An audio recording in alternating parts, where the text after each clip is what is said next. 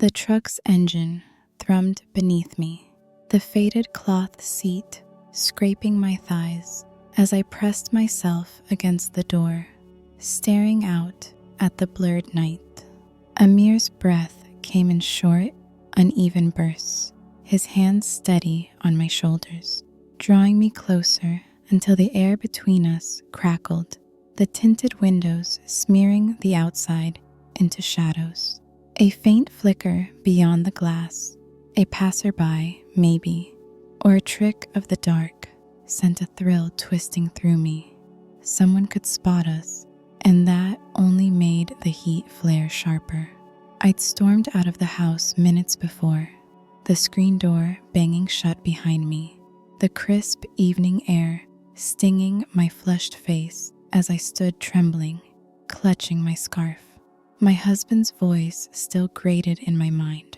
"Come on, just once. You'll feel it," he'd coaxed, his grip tightening on my elbow until I jerked free, his scowl chasing me as I bolted. I dug my phone out, fingers unsteady, and called a ride, driver arriving in 3 minutes, needing space, needing to outrun the anger before it swallowed me whole. A weathered pickup rolled up, its headlights carving through the dusk, and I hauled the door open, collapsing inside with a ragged breath. "Take me anywhere else," I said, voice clipped, sinking low as the engine growled to life, streetlights flashing past in jagged lines. I hugged my arms tight, nails biting into my palms, fury still pulsing hot. "Bad night?" His voice was deep, rough around the edges, and I flicked my gaze up, catching his in the mirror. Amir, time had hardened him, his jaw sharper, his dark eyes steady in a way I hadn't remembered. Back in school, he'd been a quiet shadow, always there, watching while I chased louder mistakes. "I know you," I said, a smirk tugging at my lips. His fingers flexed on the wheel. "You didn't then?" I tilted my head, testing. "You never stepped up." He laughed, low and dry. "Would have been pointless. You were all about him." The silence stretched, thick and charged, my frustration twisting into something else. Regret for the paths I'd taken, the ones I'd ignored. I shifted, the seat creaking beneath me. "Find a spot to stop," I said, voice soft but firm. He glanced over, brow lifting. "Sure about that?" I nodded, and the truck swung into a deserted lot, tires grinding over gravel. The street lay still, but a distant car's headlights glowed faintly. Someone out there, maybe lingering. I slid closer, leaning over the gear shift, the faint scent of cedar on him hitting me hard. "I saw you back then," I murmured, watching his jaw clench. "You just didn't push." His grip tightened, the air sparking alive. He turned, a half smile curling his lips. "Should have fought for it?" I traced the seat's worn edge, teasing. "Maybe." His eyes darkened. "You're trouble now, huh?" I grinned, leaning in. "Tell me what you'd have done if you had." He exhaled, voice dropping low. "Pulled you somewhere quiet, just us, no interruptions." Heat surged in my chest. "And now?" I pressed. He met my gaze, steady. "Your call."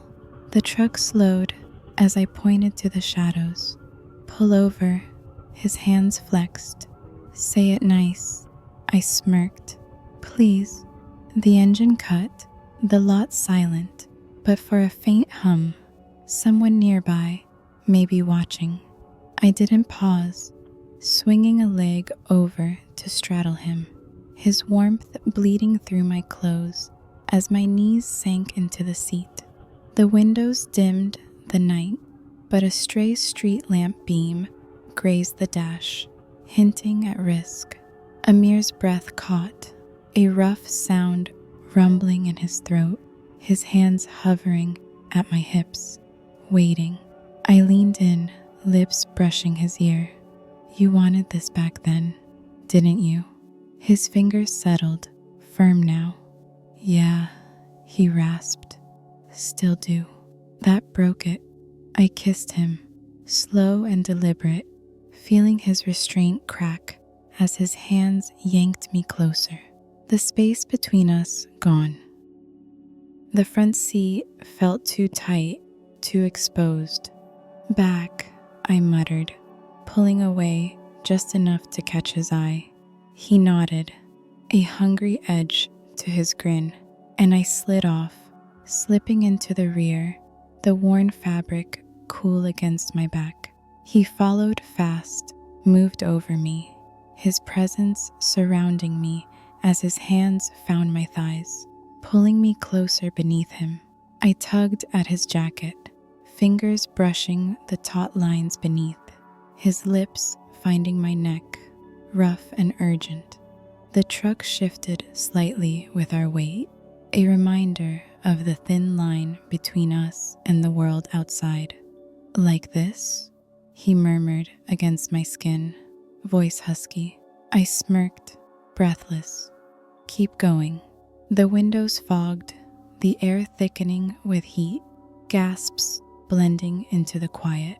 A car rolled by outside, slow, its lights streaking past, close enough to spike my pulse, not close enough to stop us. His hands settled lower, warm and steady, drawing me closer as his breath warmed my throat. I leaned into him, the closeness sharp and stirring, every shift deepening the pull between us.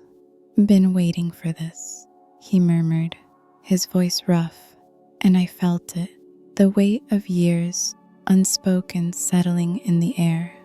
My fingers pressed into his shoulders, holding him near, the truck swaying slightly as we stayed caught in the moment.